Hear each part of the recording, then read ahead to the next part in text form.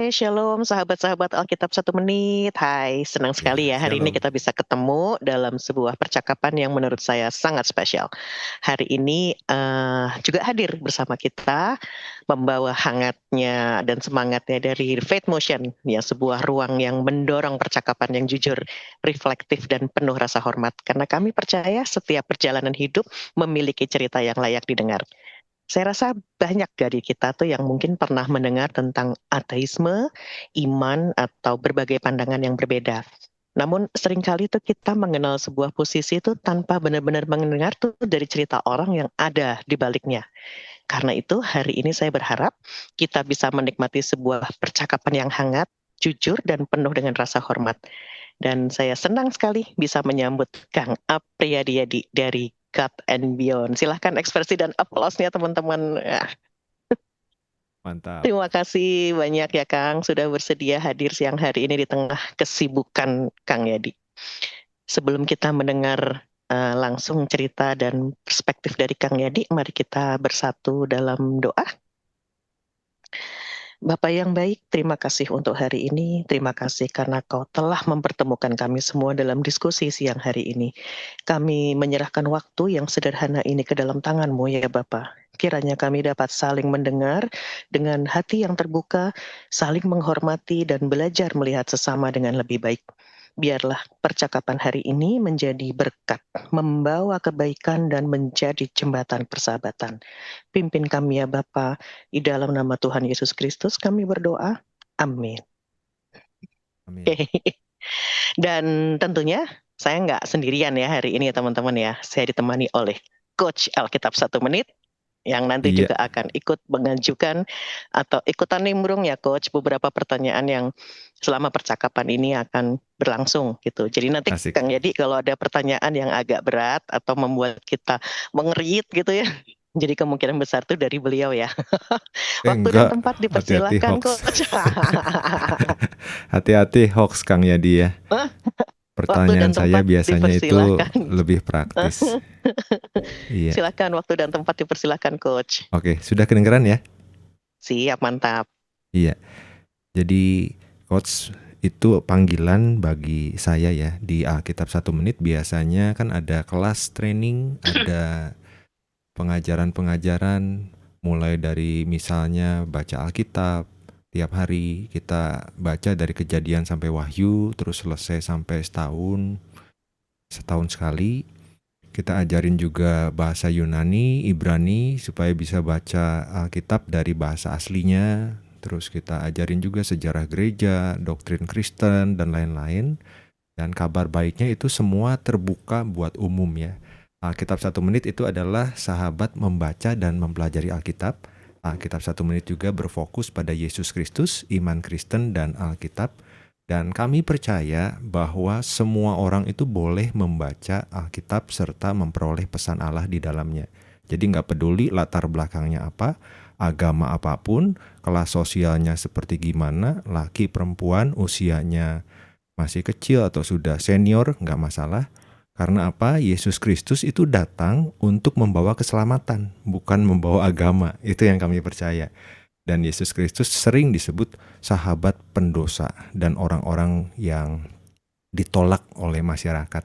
Dan itu yang bikin juga kami itu tersentuh hatinya. Kenapa? Karena kalau diibaratkan Tuhan Yesus itu seperti pemulung. Pemulung sampah, seperti saya pun ini sampah. Nggak ada harganya sebetulnya karena dosa. Tapi Tuhan datang mau jadi manusia untuk menyelamatkan saya yang sampah ini dan dia jadikan berharga banget. Manusia yang baru di dalam Tuhan Yesus. Jadi Alkitab 1 Menit singkatnya seperti itu. Kami sekolah tinggi teologi Kang Yadi. Dan melihat sejarah gereja itu banyaknya orang-orang yang biasa jemaat itu nggak diajari banyak-banyak sebetulnya. Padahal banyak yang diajari di sekolah teologi itu bagus-bagus. Jadi Alkitab 1 Menit itu menghadirkan apa yang biasanya cuma pendeta tahu di sekolah teologi. Kita bikinin kelas-kelasnya supaya jemaat yang biasa pun bisa mencicipi. Dan komunitas Alkitab 1 Menit ini beragam ya. Mulai dari ibu rumah tangga, ada driver Gojek, ada marketing, kemudian ada juga yang guru, ada ASN, ada juga sampai dosen pun ada.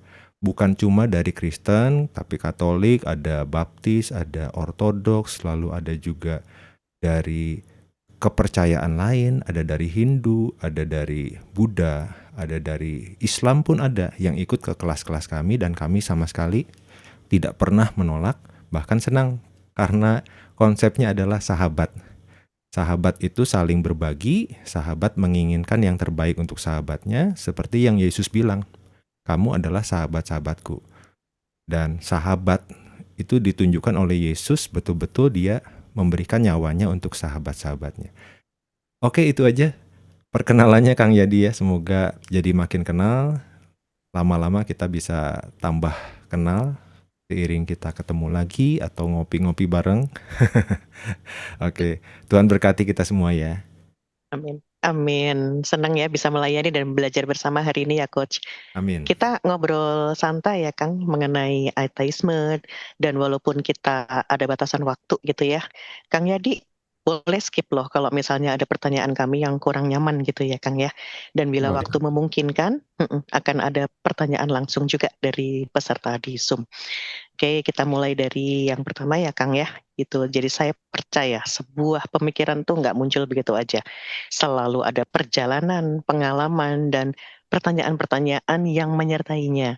Ya, sebelum kita membahas beberapa topik hari ini, boleh nggak kami diceritain nih, gitu, siapakah seorang Apriyadi Yadi gitu ya, dan bagaimana perjalanan yang membawa Kang Yadi sampai pada cara pemikiran yang dimiliki saat ini. Monggo silahkan Kang. Oke, selamat siang semuanya ya. Assalamualaikum. Saya, siapa saya? Saya adalah Yadi dan saya ngonten di YouTube. Saat ini saya adalah penyuka pembaca buku dan jurnal. Tapi itu nggak penting ya, karena kayaknya yang membuat saya seperti ini atau memiliki pemikiran seperti ini itu juga karena beberapa hasil dari buku yang saya baca sih. Saya dulu lahir di tradisi agama sebelah tetangga. Cuman pada tahun 2018 saya memutuskan untuk mulai meragukan agama saya sampai akhirnya saya memutuskan untuk oke, kayaknya ini salah deh gitu. Dan awal-awal itu sangat sulit sekali ya karena itu rasanya kayak apa ya? Kayak bayangin sesuatu yang bapak-bapak dan ibu-ibu sudah yakini seumur hidup gitu loh. Terus tiba-tiba bapak-bapak dan ibu-ibu kayak merasa, oh ini salah gitu loh. Itu rasanya betul-betul nggak enak ya. Saya ingat dulu rasanya kayak gimana, nggak enaknya kayak gimana, ganggunya kayak gimana. Tapi setelah beberapa bulan, mungkin setahun, 2019 saya mulai merasa kayak, oke, nggak apa-apa kalau misalkan agama saya salah gitu loh. Nggak apa-apa kalau misalkan ternyata Tuhan itu nggak ada. Nggak apa-apa kalau misalkan ternyata semua keyakinan saya dan semua yang saya sangka terhadap alam semesta, Tuhan dan sebagainya itu salah, nggak apa-apa. Kalaupun misalkan saya hidup sendirian di sini dan nggak ada sosok yang mengasihi saya, oke, so be it gitu, nggak apa-apa gitu loh. Ayo kita hadapi saja dunia ini gitu loh. Oke, alasannya apa ya? Alasan yang paling mendasari saya untuk memutuskan untuk menjadi ateis gitu ya, untuk tidak percaya pada Tuhan. Pertama, alasan yang paling utama adalah karena saya tidak melihat alasan yang bagus untuk meyakini Tuhan. Kayak misal, biasanya teman-teman suka ngasih alasan kayak, oke, ada alasan filosofis, kayak biasanya yang disebut tuh kayak alasan argumen kosmologis lah, argumen ontologis dan sebagainya, argumen beberapa filsafat gitu ya. Tapi saya bisa mendebat mereka, saya bisa menunjukkan celahnya sama teman-teman dan itu sama sekali nggak membuktikan Tuhan. Jadi yang paling utama itu ya, saya tidak punya alasan yang baik untuk meyakini Tuhan. Kedua, saya juga justru mendapatkan alasan yang bagus ya untuk justru untuk meragukan Tuhan gitu loh. Kayak misalkan kita meyakini bahwa Tuhan itu maha kasih dan maha kuasa.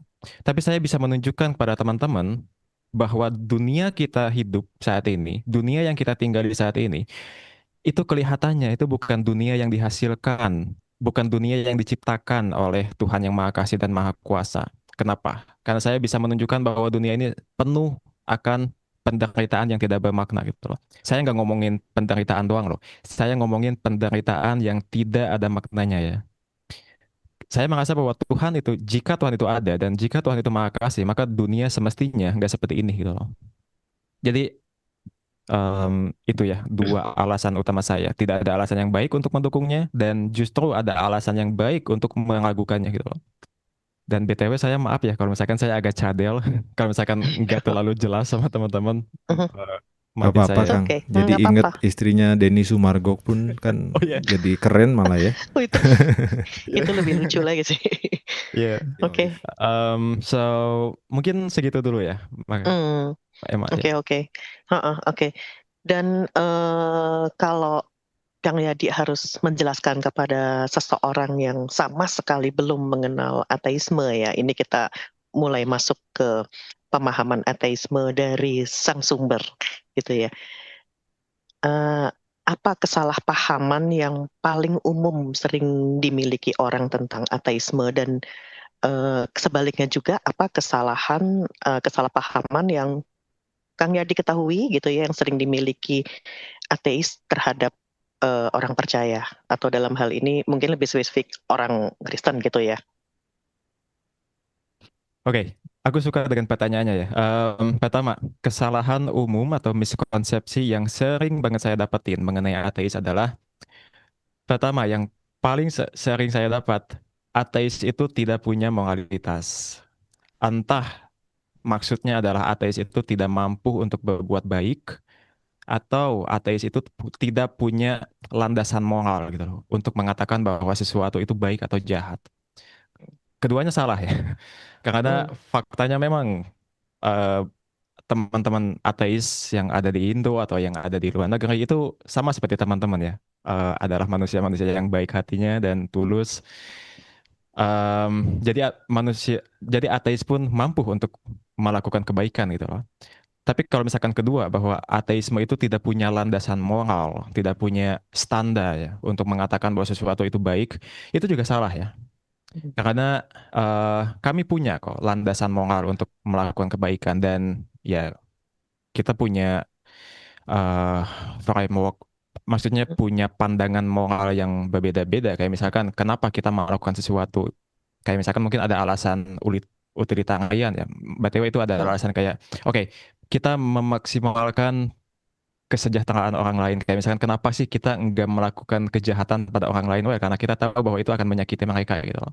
hmm, Saya yang lucu pernah ya waktu beberapa dialog sama teman-teman kayak, ya di kamu itu kan gak percaya Tuhan ya, lalu hmm, kenapa kamu masih melakukan kebaikan gitu loh.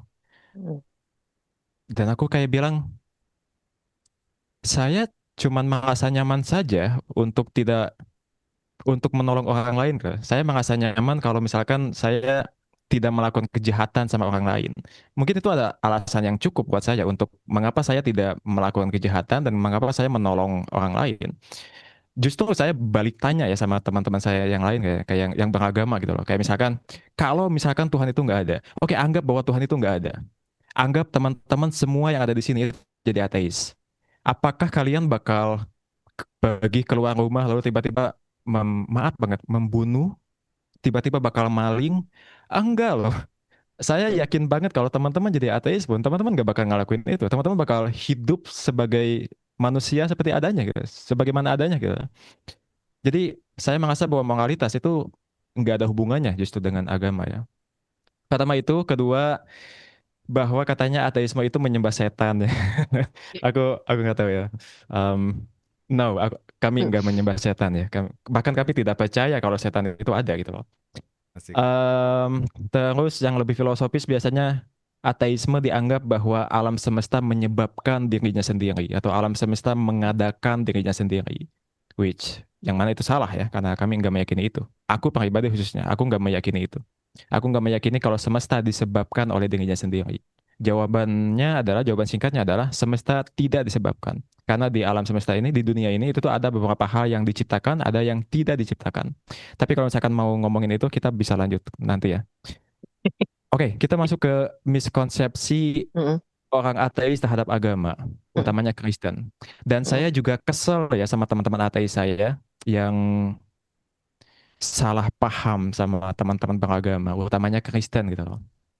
Oke, yang pertama tentunya adalah aku sangat nggak setuju kalau misalkan ada orang ateis bilang bahwa teman-teman yang menganut agama itu disebut halu. Mm-mm. No, di sosmed utamanya yang new atheist ya, yang ateis-ateisme yang biasanya baca buku, mungkin ada yang kenal ya, ada yang Richard Dawkins, ada Mm. Christopher Hitchens, yang membaca buku-buku seperti itu biasanya akan menganggap orang beragama itu entah halu atau fundamentalis atau penghambat akal.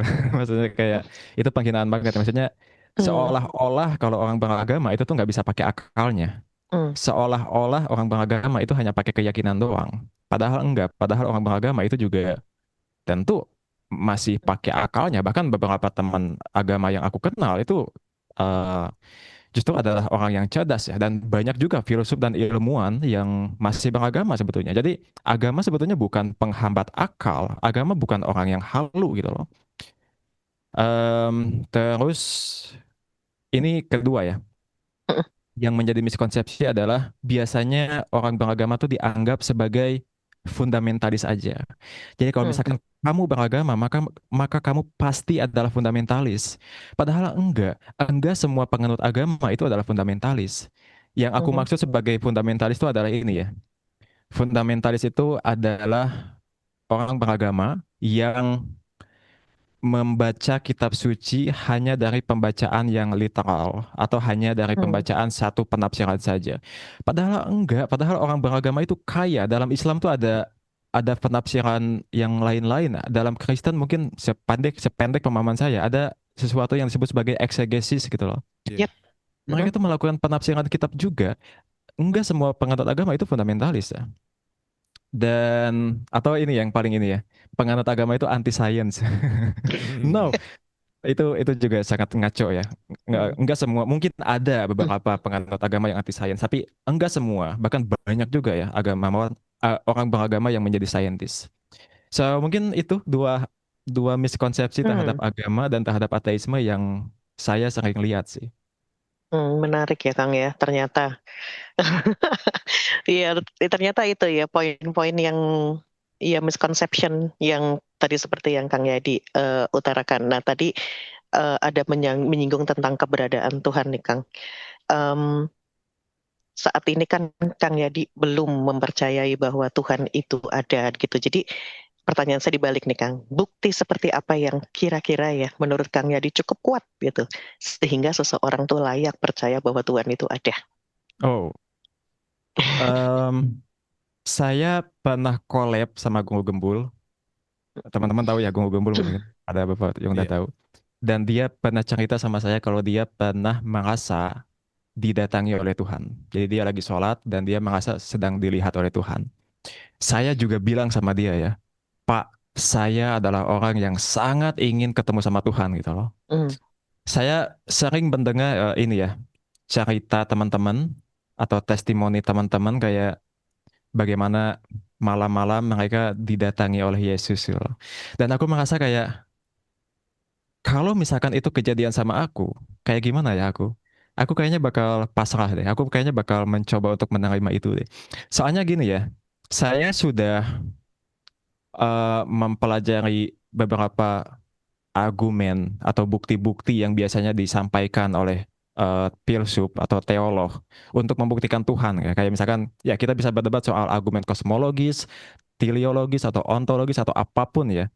Dan saya nggak merasa teryakinkan dengan jenis argumen seperti itu. Saya tidak merasa bisa yakin dengan kepada Tuhan hanya karena argumen filosofis atau penalaran intelektual seperti itu. Karena saya merasa bahwa hal seperti itu banyak celahnya gitu loh.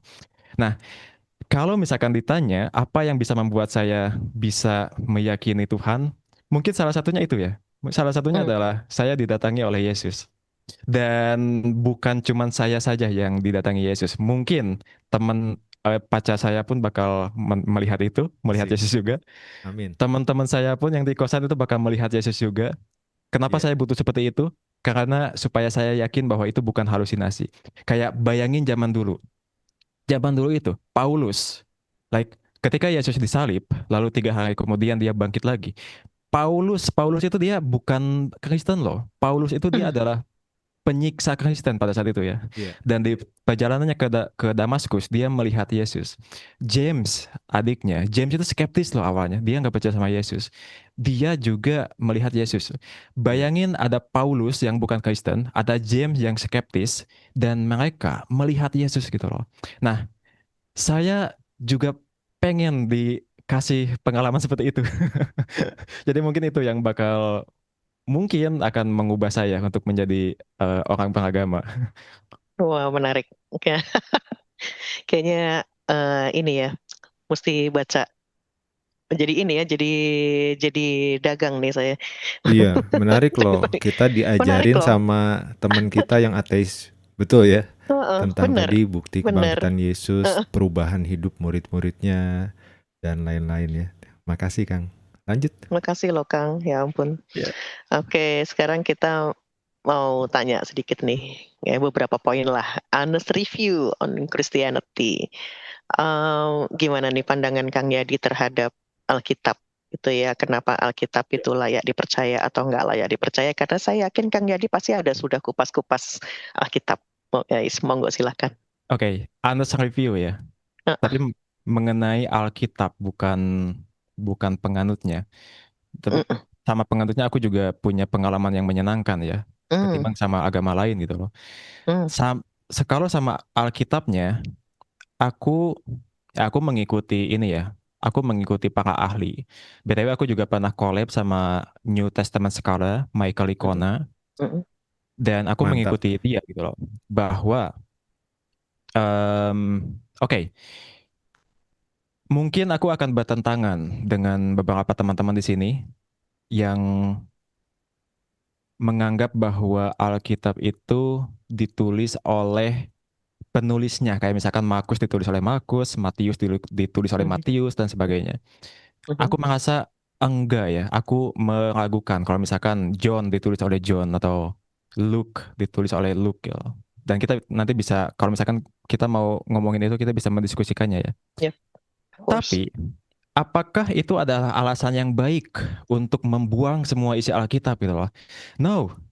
Meskipun itu ditulis oleh orang lain dan meskipun Markus misalkan, ya aku merasa sesuai para ahli ya, kitab yang pertama yang paling dekat dengan Yesus itu adalah Markus, dan Markus itu Mm, ditulis sekitaran 30 tahunan setelah Yesus. Yang paling dekat sebetulnya ada surat dari Paulus ya, tapi Markus itu dari Injil itu ada yang paling dekat. Nah, apakah kita tidak layak tidak layak meyakini Alkitab? No, masih ada beberapa hal yang bisa kita ambil dari Alkitab. Kayak misalkan kita bisa mempercayai beberapa event atau kejadian yang ada dalam Alkitab.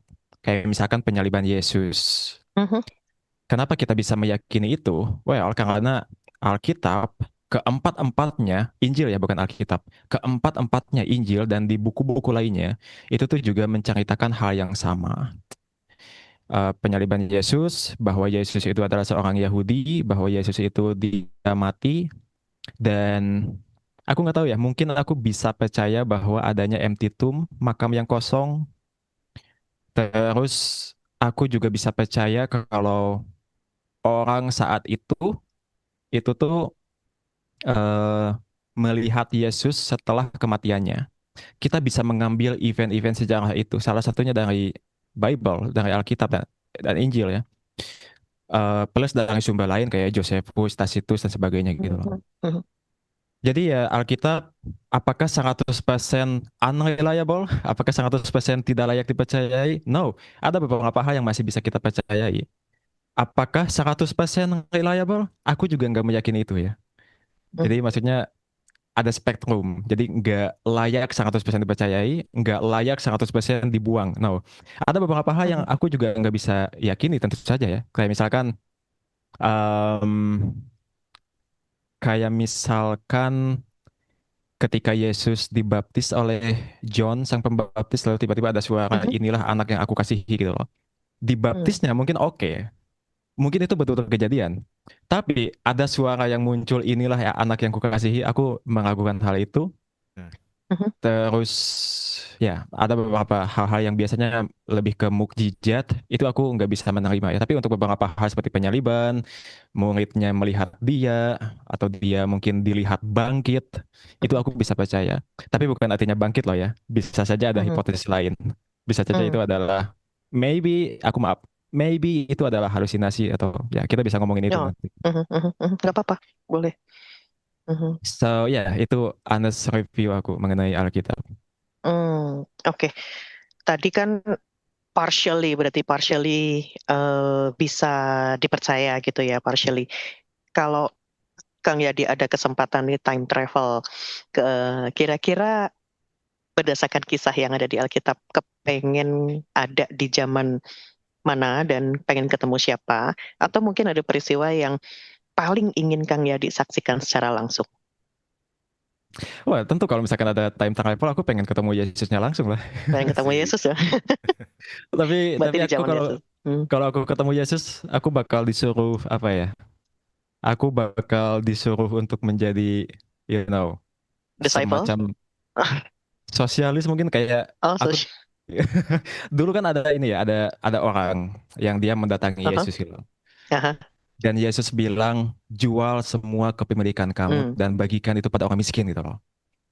Iya. Terus muka si orang itu kan kayak langsung murung atau nggak enak gitu ya. Dan ketika dia mau pergi, Yesus tuh mempertegas itu dengan bilang bahwa apa orang kaya yang masuk ke dalam kerajaan Allah itu tuh hmm, apa unta yang masuk ke dalam jarum itu lebih mudah hmm. daripada orang Lebih kaya yang mudah. masuk ke dalam kerajaan Allah gitu.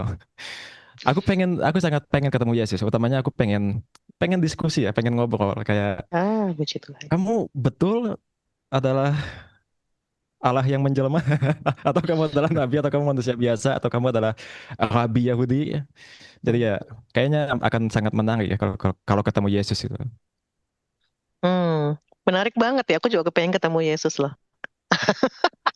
Tapi artinya itu aku harus pulang berarti ya. Oke, sekarang sedikit pertanyaan mengenai moralitas dan makna hidup nih ya. Jadi apa?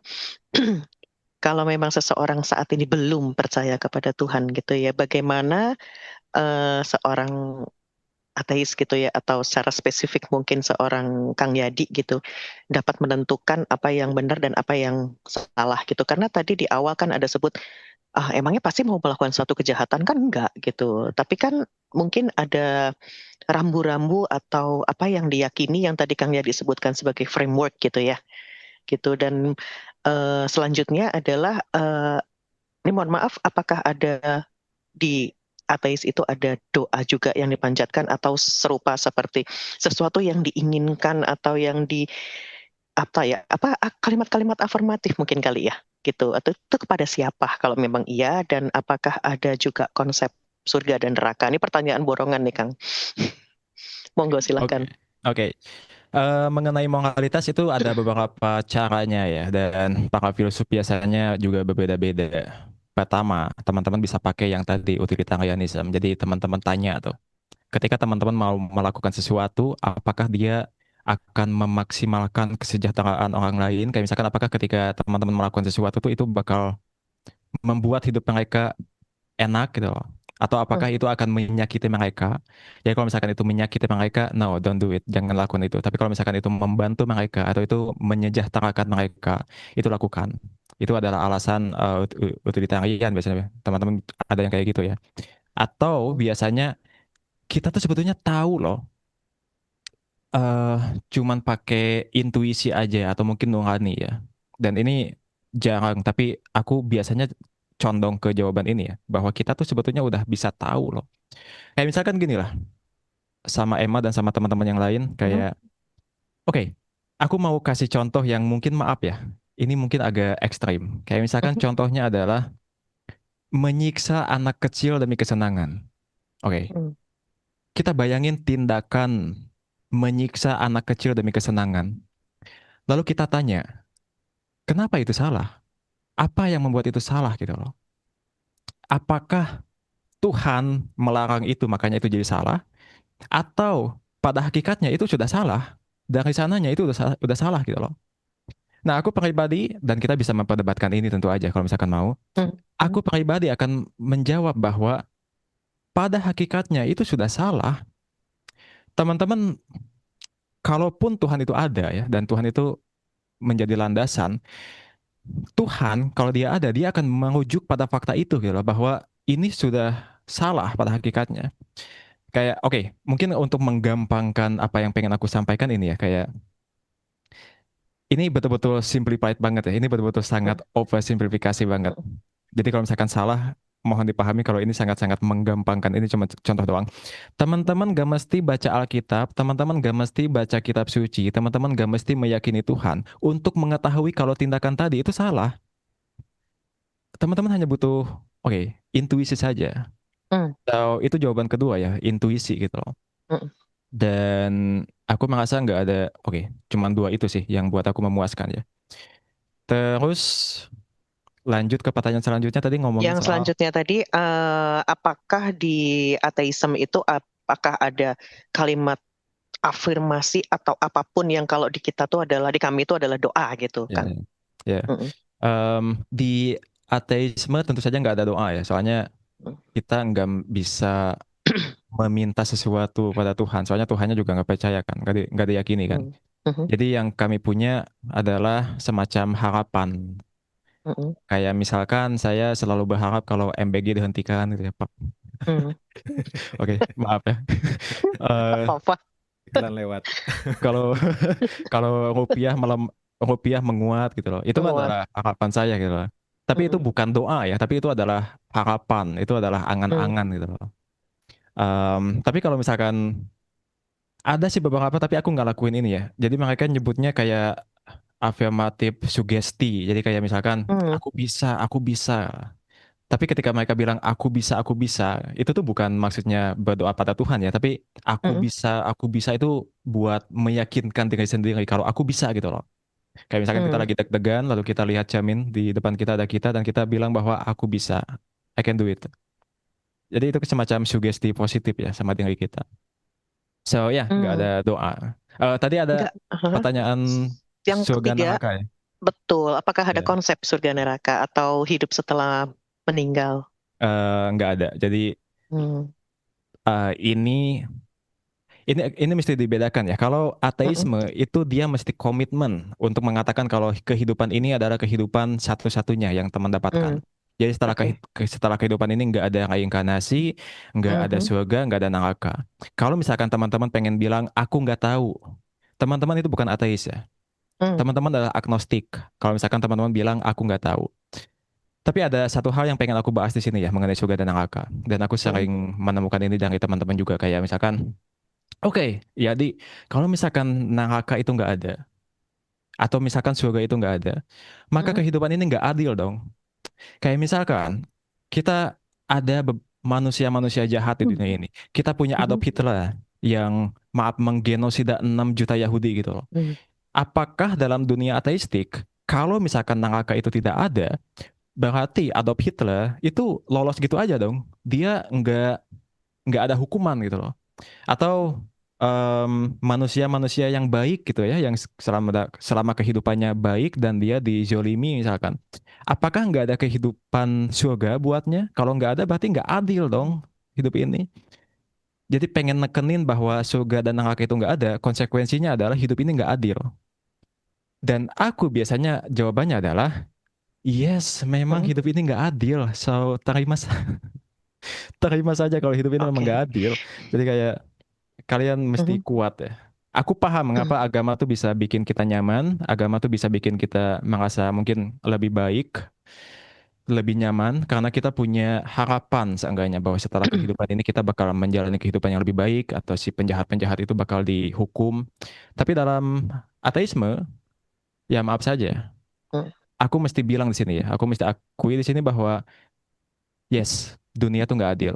So, kuatlah teman-teman. Terima bahwa dunia ini memang tidak adil, bahwa dunia ini memang terkutuk. Mungkin jawabannya sangat pesimis ya, but that's the reality, man. Ya. Nggak apa-apa, kami hormati pandangan dari Kang Yadi. Oke, mungkin ini pertanyaan terakhir dari saya ya. Setelah itu kita buka beberapa pertanyaan dari Zoom. Ini kan ada banyak yang nanti kan akan akan di-upload juga ya di kanalnya Alkitab 1 Menit, juga akan di kanalnya Faith Motion. Akan ada banyak orang Kristen yang menonton percakapan ini gitu. Jadi ya nggak hanya Kristen aja, mungkin Katolik atau interdenom. Kita kan layanan interdenom ya Kang. Apa satu hal atau beberapa hal yang paling ingin Kang Yadi sampaikan kepada mereka? Kepada teman-teman yang beragama, yang Katolik dan denom-denom lainnya. Yang menonton acara kita hari ini, siang hari ini. Oh, tonton channel YouTube aku ya. Di sana soalnya, oke. Kenapa aku bilang kayak gitu? Karena di channel YouTube aku itu ada aku pernah datengin salah satu apologet paling cerdas yang aku pikir masih hidup saat ini ya, yaitu William Lane Craig. Dan aku pernah, alhamdulillah aku pernah collab sama dia, aku pernah datengin dia gitu loh. So dan aku sudah pasang subtitle. Teman-teman yang nggak bisa Inggris boleh saja nonton.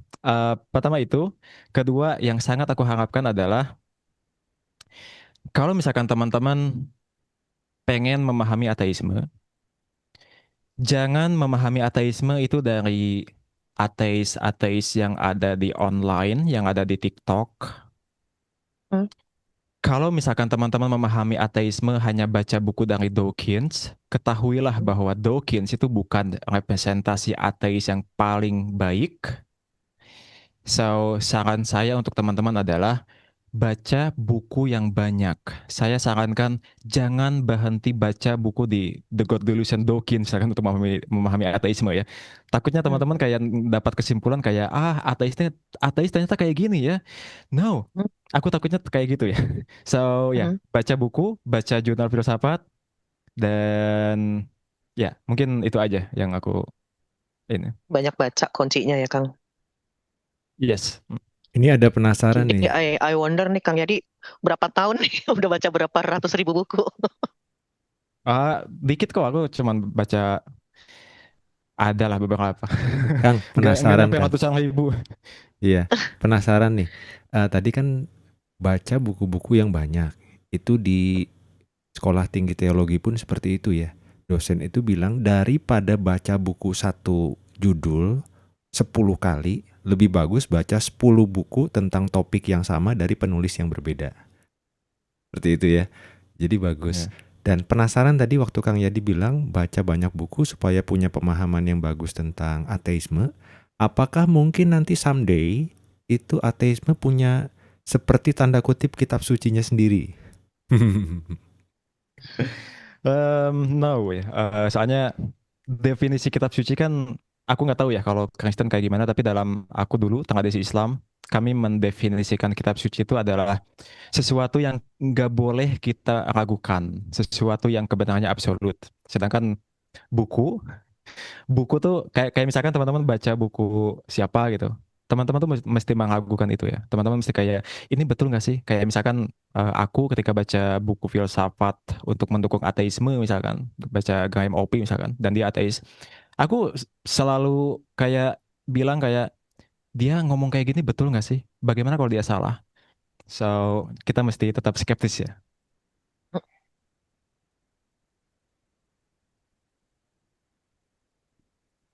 Ada lagi coach yang mau ditanya? Ya, silahkan teman-teman yang di floor boleh Iya. open mic ya, raise hand supaya kita bisa tahu siapa yang mau tanya. Dan tanyanya bukan iman Kristen ya, karena ini panggungnya ini buat Kang Yadi nih sama God and Beyond tadi nama channelnya. Itu channel yang sangat bagus menurut Coach. Karena apa?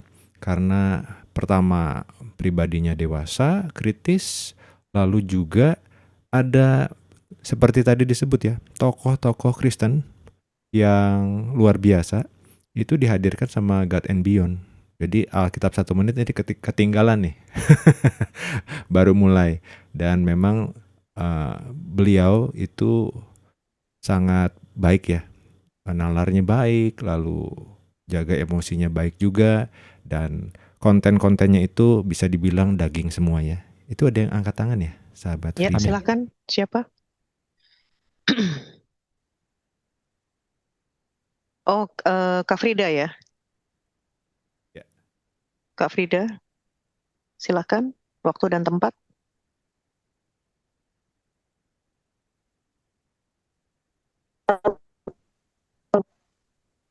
Agak nge-lag sepertinya ya. Agak nge-lag ya suaranya ya. Mungkin Agak videonya nge-lag, Kak. dimatikan dulu, Kak Frida.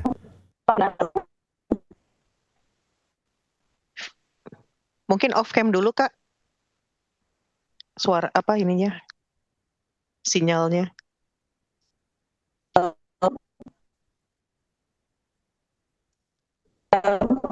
Iya, off cam dulu aja sahabat Frida dan sahabat yang lain. Kalau ada yang tulis pertanyaan di Zoom, di chat Zoom itu boleh, tapi kita prioritaskan untuk yang langsung ngomong ya, open mic. Boleh raise hand.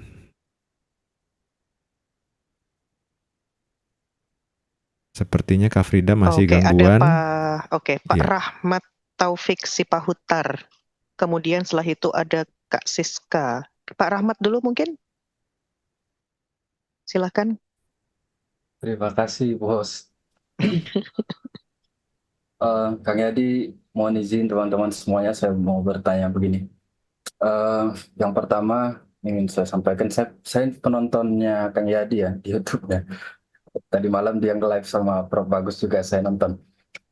Dan saya suka konten-kontennya. Akhirnya bisa ketemu dengan konten yang saya rasa saya sudah lama juga berpikir seperti itu, tapi tidak punya cukup keberanian untuk bicara secara terbuka. Eh, Dalil-dalil dari Kang Yadi itu saya sangat suka. Yang pertama tentang bagaimana sebenarnya dunia itu tidak adil, ya kita harus terima. Dan itu juga banyak contohnya. Tidak ada tidak ada prestasi seorang bayi untuk lahir di rahim seorang konglomerat, dan juga tidak ada juga sesuatu yang mengharuskan seorang bayi lahir di pedalaman tempat kumuh. Dalam konsep eskatolog itu bisa didebat mungkin secara epistemologi nanti dalam konsep eskatologi agama-agama. Tapi yang menjadi penting bagi saya adalah spiritualitas. Oke. Belum banyak memang Mang Yadi ini menerangkan tentang spirituality. Saya menjelajahi bahwa spiritualitas itu yang nanti orang beragama itu, orang teis nanti menuduh kalau semisalnya Tuhan itu tidak ada dan apa sebagainya, apakah dunia ini tidak adil, nanti manusia jadi saling membunuh, saling menerkam. Tapi saya yakin spirituality itu bukanlah milik agama. Spiritualitas itu punya manusia jauh sebelum agama menyebut dirinya ada. Manusia itu sudah jauh punya spiritualitas. Pada saat mula-mula nenek moyang kita dulu melihat api, sebuah pohon yang disambar oleh petir lalu punya api. Artinya itu seperti nurani yang kita miliki. Pertanyaan saya selanjutnya adalah, Bang Yadi, sebagai seorang yang kondisinya punya berpikir begini, saya tidak anggap Bang Yadi itu ateis, saya juga tidak anggap teis. Tapi ada yang lain yang saya tidak bisa sebut dan belum ada kata-katanya. Spiritualitas itu kemana? Konsep yang mungkin bisa runut diterangkan dengan banyak argumen yang Bang Yadi susun. Spirituality. Terima kasih, itu saja. Aku sebetulnya nggak terlalu nangkap pertanyaannya ya, tapi mungkin aku bakal ngomong soal spiritualitas lah. Like, pertama aku pengen negesin bahwa betul, aku juga setuju bahwa spiritualitas itu tuh bukan milik agama. Dan spiritualitas itu kayak semacam sesuatu yang di hijack, direbut oleh agama seolah-olah itu miliknya, padahal itu bukan milik agama. Dalam arti teman-teman, kalau misalkan teman-teman kehilangan agama pun atau teman-teman tidak meyakini Tuhan, teman-teman masih bisa merasakan perasaan spiritual. Like, teman-teman boleh coba untuk malam-malam, tengah malam, mudah-mudahan langit lagi cerah ya. Malam-malam, tengah malam ke rooftop, ke gedung yang tinggi. lalu teman-teman lihat bintang di atas. Kalau misalkan ada teleskop, coba pakai teleskop. Tapi kalau nggak ada, nggak apa-apa. Lihat saja langit. Dan lihat bintang-bintang di sana yang begitu banyaknya. Lihat langit malam, beserta bintang-bintang yang banyaknya itu. Teman-teman bakal merasakan kayak, oh man, aku merasa itu adalah perasaan yang sama loh. Dengan perasaan yang aku dapat ketika dulu kayak, you know, sholat tahajud jam 2 pagi misalkan. Aku dulu dapat perasaan yang sama dengan melakukan itu. Jadi perasaan spiritualitas, yes, itu milik manusia ya, itu bukan milik agama. Kalau misalkan aku ditanya arahnya kemana spiritualitas, aku yang tadi ya, kayak misalkan aku bakal, kalau misalkan pengen merasakan perasaan itu lagi, aku bakal mungkin ke Lembang, lihat ada teleskop dan lihat langit. Oscar. Mungkin kayak gitu ya.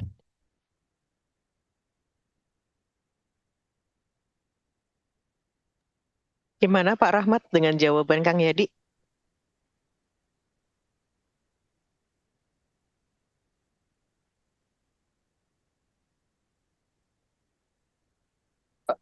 Ya, ya Mas. Thank you. Tapi agama itu kan punya rumah untuk mengakomodir spiritualitas manusia. Seperti Kristen juga punya, kemudian orang Islam juga punya, ya agama-agama itu punya lah. Yang saya belum bisa konsep itu, kalau misalnya kita yang keluar dari konsep-konsep teis, atau mungkin konsep Buddha sendiri, spiritual kita itu bagaimana tercurahnya? Apa mungkin kita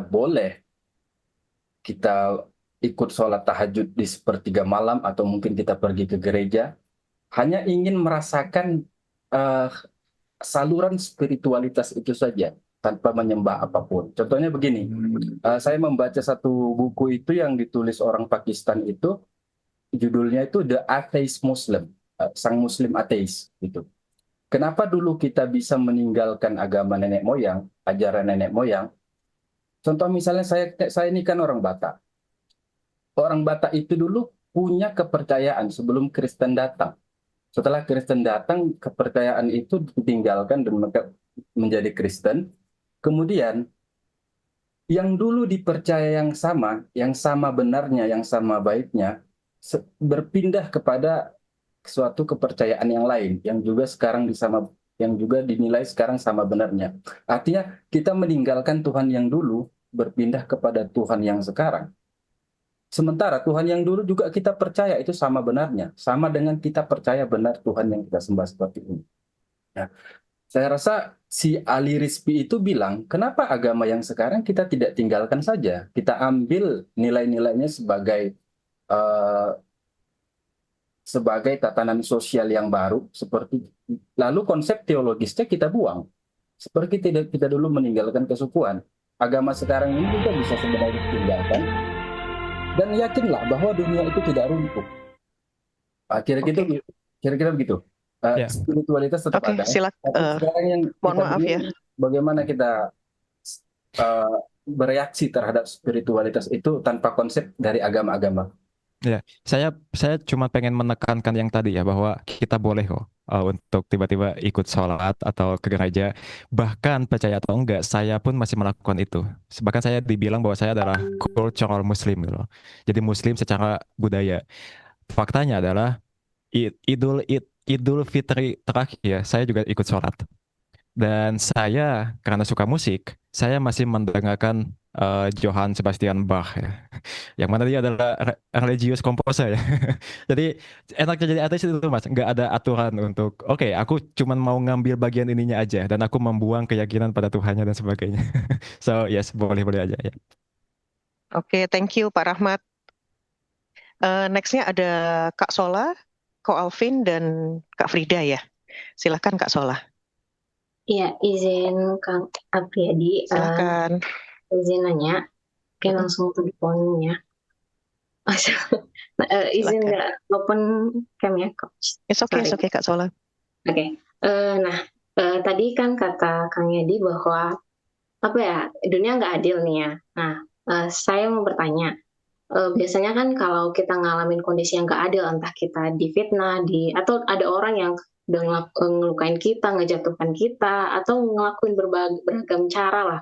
Udah misalnya ngerusak nama baik dan sebagainya gitu kan, sehingga itu berdampak cukup signifikan dalam kehidupan kita.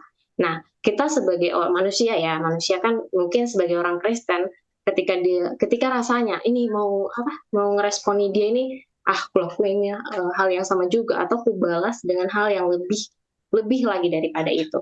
Kalau orang Kristen kan biasanya menyadari bahwa ya kami udah ditebus oleh Kristus. Orang yang udah mungkin melukai kami gitu kan, Tuhan malah kita doakan, Tuhan tolong aku untuk bisa mengampuni dia, untuk mengasihi dia. Itu biasanya orang Kristen gitu. Tapi kalau sebagai orang ateis, bagaimana sih meresponi kondisi itu? Ya kan tadi bilangnya nggak ada yang gini-gini ya. Yang intinya kalau baik ya lakukan baik gitu. Kita bisa tahu mana yang baik, mana yang jahat. Nah, kalau di kondisi seperti itu, bagaimana sih orang ateis meresponinya? Kan kalau kami ingat apa itu kebenaran firman Tuhan, dan karena kami udah membaca firman, itulah yang mengingatkan kami, itulah yang menahan langkah kami untuk nggak ngelakuin hal yang sama dengan yang dia lakukan kepada kami. Kira-kira orang ateis bagaimana ya meresponnya? Terima kasih. Oke, makasih pertanyaannya Kak Sola. Pertama, aku pengen bilang bahwa tentu saja orang ateis bakal tergantung siapa yang Kak Sola tanya ya. Ateis nggak punya eh, set panduan yang fix kalau dia mesti melakukan ini ketika dia dapat ketidakadilan gitu loh. Tentu bakal beda-beda. Tapi aku pribadi, aku bakal lawan. Saya akan lawan, kata Jokowi ya. Em, saya akan lawan tuh. Dan saya maaf banget ya, mungkin pengen ikut komen ke dan saya juga sarankan untuk teman-teman yang mungkin beragama apapun untuk untuk untuk apa ya? Untuk melawan juga gitu loh. Karena agama, saya pikir agama juga masalah interpretasi.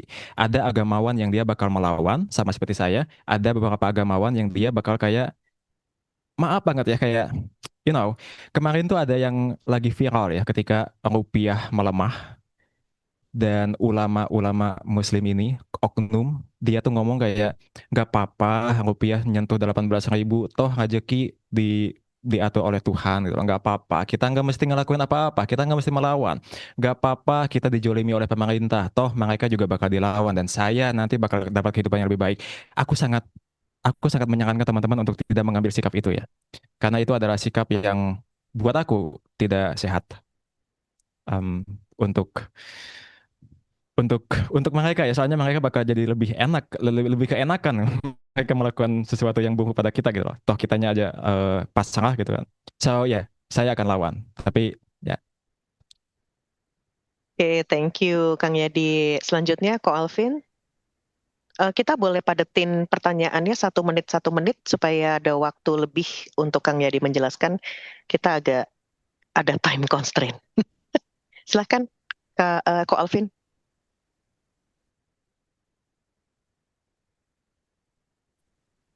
Baik, oke, apakah kedengaran ya? Ya, jadi saya pendapat dengan tadi yang disampaikan bahwa banyak hal itu tidak sesederhana mutlak salah atau mutlak baik, termasuk dalam dalam eh, sebuah referensi tertentu, kemudian kita harus mempertanyakan. Dan saya sendiri suka untuk menyelami, terutama jika ada topik-topik yang dibilang sulit atau menimbulkan perdebatan seperti itu.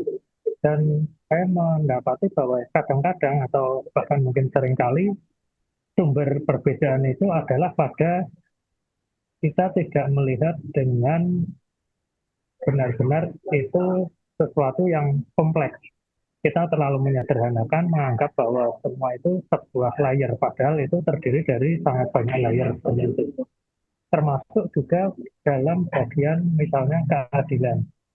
Keadilan itu sendiri, apakah itu memang keadilan itu satu semua, atau sebenarnya keadilan sendiri mempunyai banyak layer, seperti misalnya keadilan dalam hal stafnya harus adil dulu, atau apakah staf yang berbeda itu kemudian pasti tidak adil, atau dengan staf yang berbeda lalu akhir yang berbeda itu kemudian bisa ada keadilan di situ. atau start yang berbeda dengan reaksi yang berbeda dari setiap orang lalu bisa menjadi ada keadilan di situ. Nah, seperti itu. Jadi eh, yang mau saya tanyakan bagaimana dari Pak Asri, Pak Supriyadi untuk memetakan istilahnya layar-layar, kemudian istilahnya konteks-konteks mengenai sesuatu yang seperti keadilan, kemudian spiritualitas seperti itu. Terima kasih. Aku maaf ya, aku nggak terlalu, soalnya mungkin nggak jelas juga audionya dan aku belum nangkap pertanyaannya, Mas. Mungkin sedikit aja, secara singkat pertanyaannya kayak gimana, Mas? Iya, agak Ya, kecil suaranya jadi itu. Iya, mungkin apa mes? yang saya Iya. lihat, Tentang ya, keadilan ya tadi jadi ya.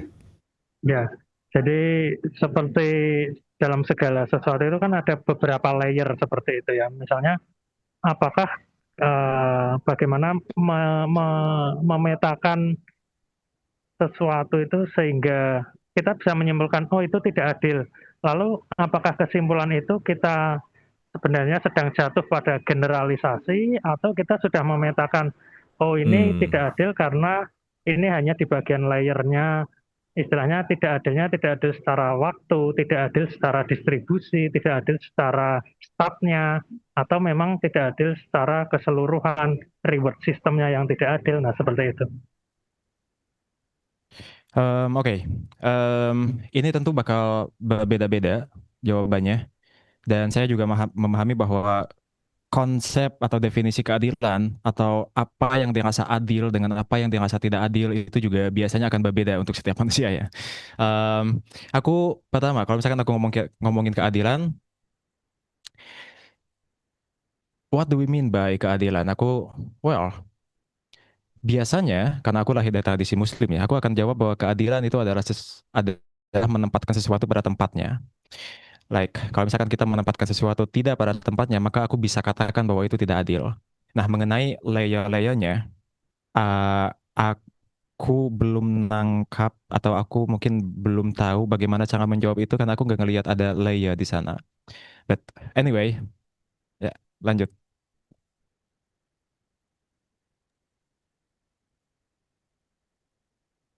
Cukup, Calvin? Ya, terima kasih ya. Oke, thank you. Terima kasih, Calvin. Mari pertanyaannya Kak Frida, silakan. Halo, Halo. saya tidak. Oke, Kak Frida kayaknya tulis di chat aja ya karena Ya, putus-putus Kak Frida lagi. tulis di chat boleh. Iya, sementara kita ke Kak Yuni dulu. Ke Kak Siska dulu.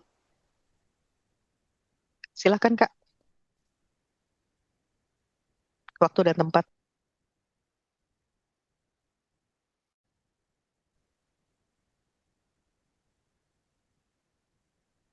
Ya, halo. Ya, terima kasih. Simpel aja sih pertanyaannya. Em, Besok kalau, sorry ya, kalau meninggal itu pemakamannya itu seperti apa begitu loh. Memakai cara apa dan kan tidak semua orang itu memahami tentang ateis ya. Jadi mungkin misalnya Kak Apriyadi ini di dalam satu keluarga ini hanya sendirian, terus bagaimana keluarga ini memakamkan ya, maafkan ya, Kak Agak horor Apriyadi. pertanyaannya ya. Apa? Agak horor pertanyaannya Siska. Ya simpel aja sih. Terus itu yang pertama, yang kedua tujuan Kak Apriyadi, tujuan hidupnya Kak Apriyadi apa? Terima kasih. Oke, makasih ya. Pertama, jawabannya bebas. Aku mau dimakamkan seperti apa? Karena masalahnya adalah ketika aku meninggal, aku udah hilang. Jadi aku udah nggak ada di sini lagi. Aku bahkan nggak bisa merasakan apa yang terjadi sama tubuh aku. Jadi kayak mau dikuburin, dilemparin, mau kayak gimana kan, itu bebas ya. Tapi kayaknya aku bakal tinggal di lingkungan Muslim, jadi kemungkinan besar aku bakal dikuburkan sesuai Islam ya. Pertama itu. Kedua, tujuan hidup. tujuan hidup itu sangat bergantung ya dalam ateis, dan masing-masing itu punya beda-beda. Ada yang nihilis, sama sekali nggak memiliki tujuan. Ada yang tujuannya cuman main game atau jadi penyanyi. Tapi untuk aku pribadi, tujuan aku adalah ngasih makan kucing ya. Soalnya aku sangat suka sama kucing. Jadi itu tujuan hidup aku. Itu yang salah satu hal yang membuat aku masih hidup. So, ya. Oke, thank you Kak Siska. Silakan Kak Yuni. Oke, dari aku mau pertanyaan yang agak personal, nggak apa-apa ya, Kang Yadi. Aku Nggak mau apa-apa. nanya, Kang Yadi kan saat ini memproklaim diri itu ateis ya. Apakah itu sudah mantap di situ atau sebenarnya masih dalam perjalanan pencarian? Siapa tahu jangan-jangan ntar ketemu ajaran Zen atau ajaran apa atau entah apa. Jadi apakah masih di tahap truth seekers atau memang sudah mantap sekali dengan ateismenya? Terus kalau sudah mantap, saya pengen referensi buku-buku dong yang bikin mantep atau apa ya, literatur atau tokoh atau siapa yang membuat Mas Yadi begitu mantepnya. Aku penasaran. Makasih. Oke, jawaban pertama adalah aku belum mantap, dan aku sangat sarankan pada teman-teman jangan pernah merasa mantap pada satu posisi. Entah kalian Kristen, entah kalian Islam, entah kalian ateis, jangan pernah merasa bahwa itu adalah posisi terakhir kalian. Karena kenapa? Karena itu akan menutup kalian dari ilmu-ilmu yang bakal datang sama kalian. Bahkan tadi aku bilang ya bahwa kalau misalkan Yesus datang kepada aku nggak tahu ya, mungkin aku bakal jadi Kristen. Jadi aku masih membuka kemungkinan ya. Bahkan aku membuka diri kok. Kayak aku mulai mempelajari Buddhism dan kayaknya ini oke deh. Konsep reinkarnasi, konsep anicca tentu saja itu impermanensi ya, itu bagus banget. Nah, tapi untuk eh, buku rekomendasi yang buat aku jadi ateis itu adalah buku yang biasanya dari para filsuf ya, bukan dari saintis. Jangan dari saintis macam Richard Dawkins, Carl Sagan. Aku sangat tidak menyarankan itu. Bacalah buku dari filsuf kayak misalkan Graham Oppy atau J.L. Mackie dan sebagainya. Ya, mungkin itu aja dulu ya, Kak Yuni. Oke, thank Pasti. you Kak Yuni. Kak Frida, jadi ada pertanyaan? Ada di Oke. kolom chat. Oh, ada ya. Oke, Iya. pernah dengar, sebentar saya bacain ya, pernah dengar Kang Yadi masih ada isu-isu tentang kekristenan yang masih belum bisa diterima. Misalnya mukjizat gitu. Tadi kan udah disebut ya, ada free will dan lain-lain. Jika suatu saat isu tentang mukjizat dan free will dan lain-lain bisa dapat diterima, apakah ada kemungkinan Kang Yadi akan beralih kepada kekristenan? Apakah menjadi naturalis membuat sulit mempercayai mukjizat? Yes, jadi naturalis itu akan sangat sulit untuk meyakini mukjizat ya, karena mukjizat by definition, mukjizat itu adalah pelanggaran terhadap hukum alam. Ya kayak misalkan tiba-tiba teman tiba-tiba bisa ngapung, ngapung itu apa ya, tabang atau mukjizat lah, pelanggaran terhadap hukum alam. Jadi sulit ya menjadi ateis naturalis untuk percaya sama mukjizat. Dan kalau misalkan ternyata masalah mukjizat ini kayak tadi pertanyaannya, wait, kayak apakah jika isu ini bisa dapat diterima, apakah aku akan beralih pada Kristenan? Iya. So, yes, tentu. Kayak misalkan satu aja, kayak misalkan Yesus datang aja sama aku, sama pacar aku, sama teman-teman di kosan, itu kan kehitung sebagai mukjizat ya. Dan aku mengalaminya langsung gitu loh. Dan aku kemungkinan besar aku bakal menerima itu gitu loh. So, ayo datanglah Tuhan. Ya. Tuh, masih ada kemungkinan tuh. Iki sih, sahabat Matthew ada mau tanya? Iya. Ya, Sahabat benar Matthew ya. ya. Silahkan. Oh nih, Kumaha damang Kang? silahkan. Alhamdulillah, Kang. Damang saek pangestu Kang. Alhamdulillah. Kang, pertanyaan pertama Kang. Puntennya, abdi ieu teh mau tanya, estimasi kira-kira teh umat ateis di Indonesia sabraha? Kira-kira Sekedik, Kang. seketika sabraha? 1 juta, 2 juta? Mau nepi atuh, mau nepi 1 juta. Paling Aduh, roaming. duka tak ya estimasi, tapi pokoknya mah sekedik we. Sekediknya. Ya. Soalnya teh abdi teh pernah baca di survei karena waktu itu lagi melakukan penelitian teh aya 1 juta sih aya ada 1 jutaan. Eta sajuta teh anu ngaku, anu teu ngaku mungkin Karena aya deui. hasil dari survei kalau nggak salah teh dari Aliansi Ateis Indonesia kalau nggak salah teh namanya nanti dicari abdi ya. Tapi Siap. ada sejuta. Jadi kira-kira sedikitnya Kang. Saya dulu juga pernah jadi ateis Kang. Hampir nyaris jadi ateis karena waktu itu saya agnostik sebetulnya. Ya, abdi teh udah aktif di gereja karena dari orang tua dan sebagainya di kesaksian sedikit lah. Terus tapi abdi teh nggak ngerti kenapa harus ke gereja, harus percaya Tuhan. Abdi teh nggak ngerti, ngeblank istilahnya ndak. Terus abdi pindah ke Amerika teh sekolah ketemu dengan teman-teman yang juga ateis. Orang Yahudi, mau orang Amerika, mau orang dari Rusia, mau dari mana-mana, nggak percaya Tuhan. Dan saya bisa memahami kata Akang tadi teh bahwa orang ateis itu yang apa tadi tidak moralis, sebenarnya malah bermoral. Pernah satu kali saya bertemu dengan bukan sekali lagi ya, berkali-kali ya, setiap kali mau ngobrol dan tentang agama begitu, dan mereka akan mengatakan begini, Kang, gua ngapain pergi ke gereja, gua ngapain percaya Yesus, harus baca Alkitab, kenapa gua harus pergi ke surga? Gua nganggep surga gak ada, gua anggap neraka gak ada. Kenapa? Karena kan gua nggak berbuat jahat, gua nggak pernah ngerampok, gua nggak pernah nampol istri gua, ya, nggak pernah mencuri, nggak pernah korupsi. Kenapa saya harus beragama? Saya harus percaya Yesus. Nah, jadi kalau Akang teh ngomong, saya nyambung Kang. Kali bilang bahwa justru orang ateis itu adalah orang yang bermoral. Saya percaya itu karena saya pernah bertemu dengan banyak orang. Bahkan teman saya deket tuh orang Yahudi pun orang ateis. Ada beberapa teman. Bahkan waktu saya kuliah juga di sekolah Kristen, di Universitas Kristen, mereka juga ateis, padahal kuliah di Universitas Kristen di Amerika. Jadi buat saya ini tentu yang ketiga juga komen saya juga bahwa karena saya belajar filsafat, ini triggernya tentu dari filsafatnya Immanuel Kant. Ya, gitu. Oke, saya rasa itu aja komen saya karena waktu saya udah habis. Saya pengen sampai ketemu Kang. Ya. Ya, silahkan Kang Yadi. Makasih. Makasih Matthew. Komennya apa ya?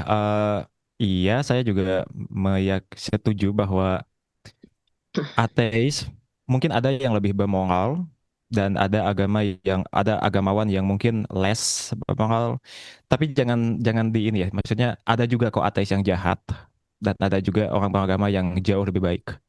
Jadi kayak ada orang ateis yang jahat dan yang baik, ada orang beragama yang jahat dan yang baik. Ya aku pengen menyeimbangkan itunya aja. Terus ya mungkin itu aja komen dari aku. Oke, nih karena waktu kita udah habis nih Kang sebenarnya ya. Terima kasih banyak ya Kang Yadi atas waktu, keterbukaan dan percakapan yang sangat berharga. Kami menantikan ada sesi kedua sih sebenarnya sih Kang. Boleh. Saya rasa percakapan hari ini memberi kita kesempatan untuk mendengar bukan hanya sebuah pemikiran ya, tapi juga perjalanan yang ada di baliknya gitu. Dan itu tentu menjadi sesuatu yang berharga bagi kita semua. Terima kasih juga selain kepada Kang Yadi yang terutama, terima kasih juga kepada seluruh teman-teman yang telah hadir dan berpartisipasi, dan kiranya apa yang telah kita diskusikan bersama hari ini bisa menjadi berkat, menolong kita untuk terus bertumbuh dalam hikmat dan semakin mendorong kita untuk mencari kebenaran dengan hati yang terbuka gitu ya. Baik para sahabat, kita udah di penghujung acara. Untuk menutup kebersamaan kita pada siang hari ini, saya akan menyerahkan waktu kepada Coach untuk memimpin doa penutup. Atau mungkin Kang Yadi ada sedikit yang mau disampaikan enggak sebelum kami tutup di doa tutup? Udah semuanya sih. Jadi semua. Oke, siap. Terima kasih. Silakan ya, Coach. Tapi kalau misalkan ada kalau misalkan mau ada part 2 atau event selanjutnya, boleh aja undang aku aja, nggak apa-apa. Wow, thank you so much. Silakan Coach, kami persilakan Thank waktunya you untuk Kang doa tutup. Yadi, kasih applause dong ya buat Kang Yadi ya. Ini Kang Yadi itu Luar biasa. favoritnya coach sebetulnya ya. Karena waktu itu sempat nonton Forbidden Questions-nya Kumaila, lalu nongollah Kang Yadi ini. Dan cemerlang ya, seperti permata yang muncul gitu, bling-bling. Dan ya, saya ngikutin juga ininya ya, video-videonya Kang Yadi, rekaman-rekamannya sangat bagus. Kang, ada satu pertanyaan yang mungkin akan sulit dijawab oleh Kang Yadi. Maaf ya. Boleh, silakan. Kang, kalau bubur biasanya Akang makan, itu diaduk atau enggak? Oh, diaduk. Diaduk, oh iya. Iya. Oke, kita mungkin beda ya, tapi tetap kita itu bisa sama-sama bersahabat. Kapan-kapan bisa ketemu itu pengen banget saya ya. Bisa foto bareng, makan bubur bareng, ngopi-ngopi bareng.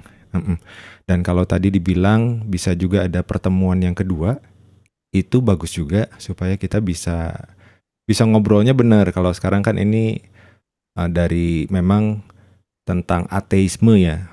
Kita nggak sama sekali bantah, kita nggak sama sekali argumen, karena memang kita pengen dengar isi hatinya seorang ateis itu seperti gimana. Nah, Alkitab 1 menit itu kan yang lalu sempat bikin kuliah perbandingan agama.